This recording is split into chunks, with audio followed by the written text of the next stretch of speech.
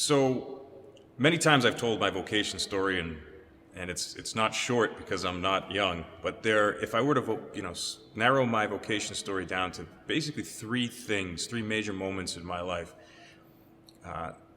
When I was very young, when I was 8 years old, a very tragic thing happened to my family and to myself, and we lost my brother Joseph. So he was 2 months old, and there's something called sudden infant death syndrome, SIDS, and we lost him, which was devastating to my family, and absolutely, one of the hardest things you could possibly imagine for people to go through, for a family to go through.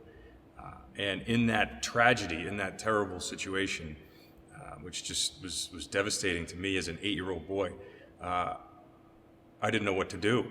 My parents were obviously devastated, and so was everybody else around us.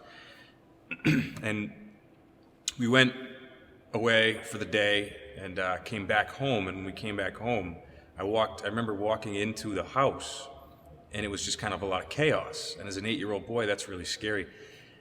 I went into the living room on the left side. I remember it very vividly because I sat down, and there were like 7 or 8 priests in there with my brothers and sisters.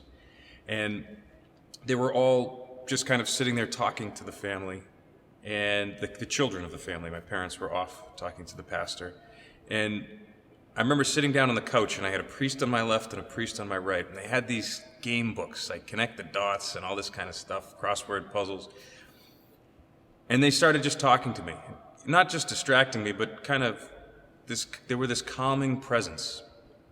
And I don't know what it is they said exactly, and I wish I did, because I wish someday, or I hope someday, that I can bring that kind of calm and peace to people, to a family, to an individual that they brought to me and to my family. Because the priests really were the ones who kind of brought a calm and brought us all together as a family. So that was hugely impactful for me. That was an impressive thing to me. I saw these guys in a new way.